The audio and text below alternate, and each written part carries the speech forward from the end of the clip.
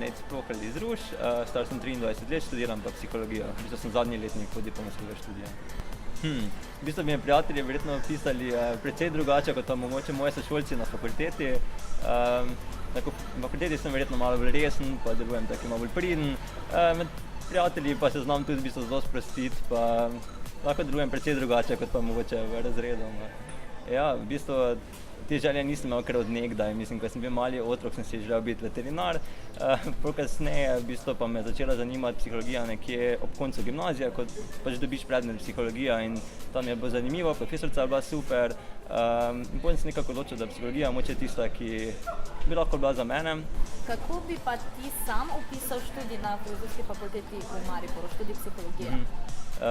Meni osebno je super. Mislim, meni se zdi, da lahko dobiš res ogromno nekih priložnosti, ker je v bistvu zelo malo profesorjev, zelo malo študentov, zelo malo asistentov. Mislim, da lahko je hitro prepoznavno to, da se trudiš, pa da si motiviran, pa lahko hitro dobiš mnogo dodatnih priložnosti.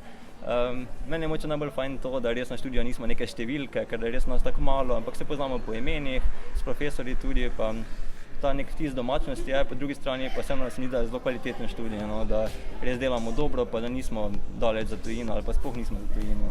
Na eni strani me v bistvu fascinira čisto vse, ker človek in njegovo delovanje je res polno zanimivih stvari in v bistvu vsako temo, pri katero sem postavljen, v vsaki temi lahko najdeš nekaj zanimivega. Ampak mene osebno najbolj pritegne socialna psihologija, torej bolj nekak človek v kontekstu družbe. Še posebej znotraj socialne psihologije pa v bistvu socialna omrežja me zanimajo in v bistvu na socialna omrežja danes zelo pogosto gledamo kot eno veliko težavo. Bile so težave z lažnimi novicami, tudi na Facebooku nam vedno nekaj prodajajo, zelo se izrablja za marketing. Mene pa zanima ta bolj druga plat, kako Facebook izkoristi za nekaj družbeno koristnega in to tudi v bistvu raziskujem. S temi članki je vedno tako, da najbolj zanimivi so vedno tisti, ki šele prihajajo, ker ko imaš neko temo malo za sabo, pa ko neki članek objaviš, vedno vidiš celi kup težav, kar bi še lahko bilo boljše, malo se oddališ od neke teme, ampak po eni strani sem na vsak članek, ki je objavljen, sem ponosen in mogoče najbolj na tega v bistvu diplomske naloge, ki je bil pred kratkim objavljen v eni slovenski znanstveni reviji. Sem kar ponosen na njega, čeprav bi zdaj veliko stvari naredil drugače. Še bolj ponosen sem pa, oziroma še bolj se pa veselim nekih prihajajočih člankov, ki pa še so v nastanku. Včasih smo mogoče malo preveč negativni do samega študija na Univerzi v Mariboru, ker se mi zdi, da res kvaliteta izvajanja je vsaj za oddelek za psihologijo lahko govorim, da je pač primerljiva s tujino, pa da tudi v znanju ne zaostajamo.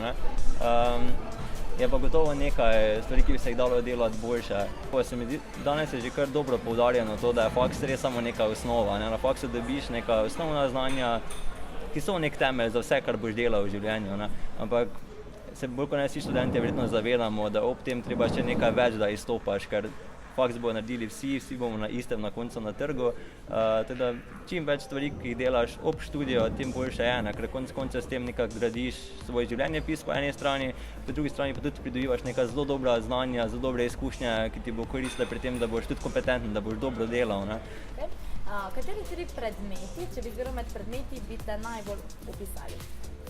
Predmeti kot fizični predmeti? Nekaj, ja. Ok, računalnik, ker mislim, že od otroštva sem ves čas na računalniku, nekoč so bile to igrice, danes je bolj delo za fakulteto, tako da računalnik gotovo. Zdaj, ker je poletje, bo rekel pivo, čeprav to verjetno ni neki zaželen odgovor.